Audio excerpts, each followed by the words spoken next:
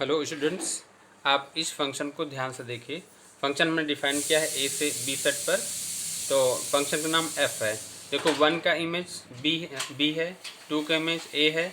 जितने भी सेट ए में एलिमेंट्स हैं सबके इमेजेस सेट बी में मौजूद हैं।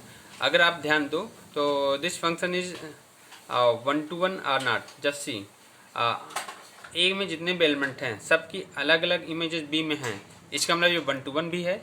और साथ साथ देखो क्या ये ऑन टू भी है क्या। ये फंक्शन ऑन टू तब होगा जब यहाँ पे जितने भी सेट में एलिमेंट्स हैं इनके सभी के प्री इमेजेस यहाँ पे मौजूद हों।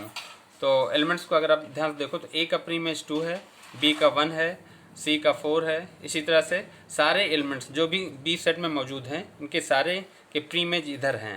इसका मतलब ये फंक्शन ऑन टू भी है, 1 भी है और ऑन टू भी है। अब जरा ध्यान दो, अगर हम एफ फंक्शन को डिस्क्राइब करें इन रोस्टर फॉर्म, तो रोस्टर फॉर्म में देखो एलिमेंट्स क्या आएंगे इसके। 1b आएगा, 2a आएगा, 3d आएगा, 4c आएगा और 5e आ जाएगा। f की वैल्यू हो जाएगी फंक्शन की। अच्छा, अगर ये फंक्शन 1 1 ऑन टू है तो एक बात और क्लियर है कि अगर आप देखो b to a फंक्शन देखो, क्या ये भी फंक्शन है? a to b भी फंक्शन है। क्या सेट b से लेकर सेट a को क्या ये फंक्शन बनता है? ये तब बनेगा जब b में जितने भी एलिमेंट्स मौजूद हैं सबके यहाँ पे यूनिक इमेज हो। ठीक है, सबके इमेज हो और सबके यूनिक इमेज हो। जरा देखो b to a पर यूनिक इमेज है कि नहीं है। इसका मतलब b to a भी फंक्शन है और a to b भी फंक्शन है। तो इस टाइप के फंक्शन को हम लोग इन्वर्टिबल फंक्शन बोलेंगे। इन्वर्टिबल फंक्शन, अगर कोई फंक्शन 1 1 भी है, ऑन टू भी है, तो वो इन्वर्टिबल फंक्शन होगा। मीन्स बाइजेक्टिव फंक्शन को हम लोग इन्वर्टिबल फंक्शन कहेंगे। तो f की वैल्यू आपकी ये आई है, सारे एलिमेंट्स हमने रोस्टर फॉर्म में लिखे हैं। तो f इन्वर्स ये हो जाएगा। देखो f में एलिमेंट 1b है तो f इन्वर्स का एलिमेंट हो जाएगा b1। इनके पेयर उल्टे हो जाएंगे, जैसे रिलेशन में होता था। r पता होता तो r इन्वर्स लिखते थे तो उनके ऑर्डर पेयर उल्टा कर देते थे। तो f अगर ये है तो f इन्वर्स हम लोग इस तरह से लिखेंगे।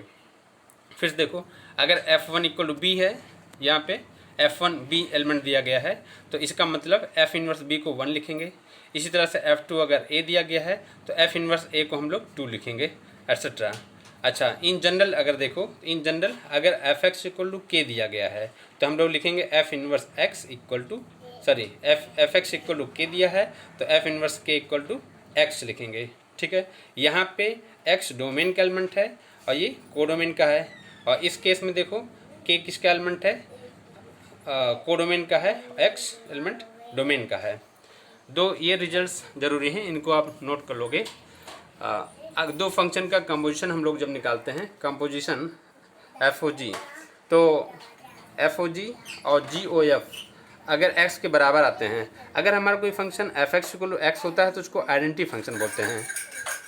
hx इक्वल टू x तो h आइडेंटिटी है, gx इक्वल टू x तो g आइडेंटिटी है। उसी तरह से FOG इक्वल टू x है तो FOG आइडेंटिटी फंक्शन है और GOF भी यहाँ पे आइडेंटिटी हो गया। अगर FOG और GOF आपके बराबर हैं, मीन्स आइडेंटिटी फंक्शन आते हैं, बराबर ना करके हम आइडेंटिटी बोलेंगे।